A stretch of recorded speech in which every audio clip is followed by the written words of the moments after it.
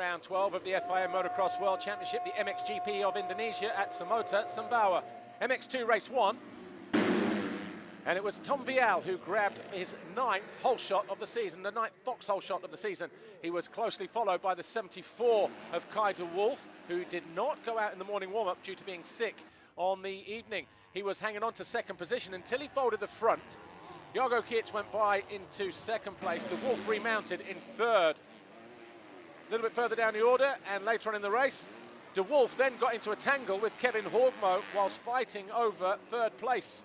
De Wolf would fall again. He would eventually come home in 8th place after a scary moment over this jump whilst being chased by Andrea Adamo. Adamo would eventually go through a couple of corners later and come home in 7th. Kai de Wolf would be 8th place. Uphill though, for the final time, Tom Vial was victorious in race 1 for the 11th time this year. Kiet second, Langenfelder third, Beniston and Horgmo your top 5.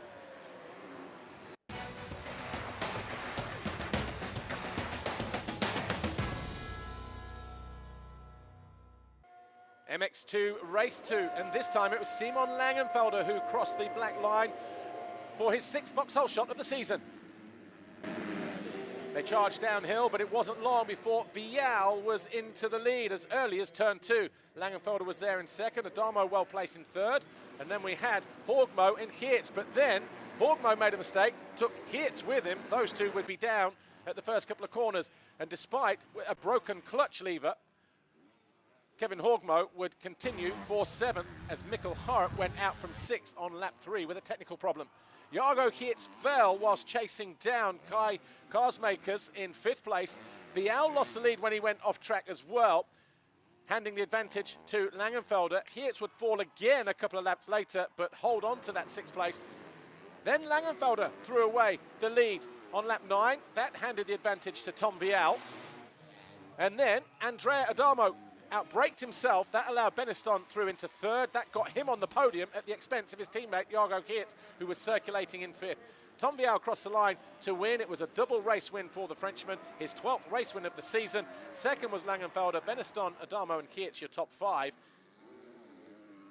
And the overall classification belonged to Tom Vial. 2 wins out of 2. Langenfelder on the podium once again with a 3rd and a 2nd, and Beniston for the 3rd straight round with a 4th and a 3rd. But Vial now leads the championship by 4 points over Geerts, and Langenfelder is 3rd. Geerts held the red plate coming into round 12. But that's how it finished up in Indonesia.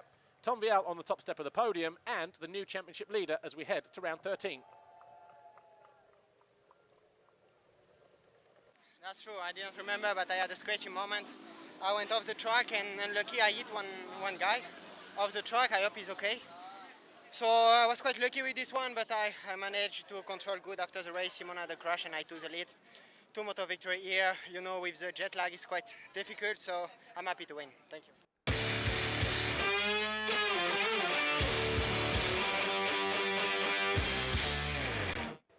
MXGP race 1, and just to the right of the box, Ben Watson went too early and hit the gate, and it was Tim Geiser who crossed the foxhole shot line for the 4th time this season. Closely followed by Jorge Prado at the bottom of the hill. Ruben Fernandez, Glenn Koldenoff was in there as well as they emerged from turn 2 uphill. And Roman Fevre in there in 5th place. He was behind Paul Jonas. Jonas eventually fell from 5th because he'd passed Paul Jonas. Jonas then went after Jed Beaton. And he was on a charge as well. And then further down the order, the 10 of Calvin Valoren got the better of Beaton as well to move into 8th place. Koldenoff and Fevre did battle over 4th. The Hoff hanging on though, despite the hard charging efforts from Roman Fevre.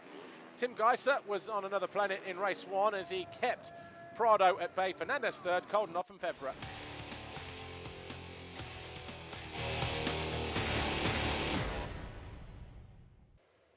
MXGP race 2. This time, Roman Fevre thought he had the better of Tim Geiser, but it was Prado who kept the gas on around the outside to cross the foxhole shot line for the 12th time this season.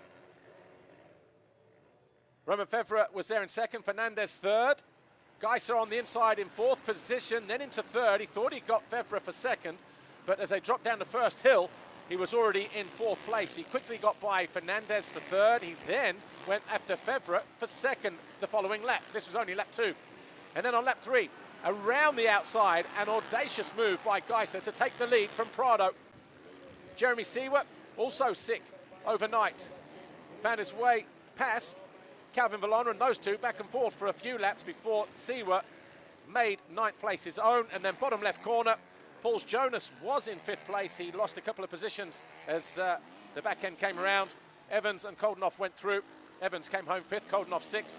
But in the later stages of the race, Prado's 2nd position was under threat from Roman Fevre. If Fevre could find a way past Prado, he would be on the podium.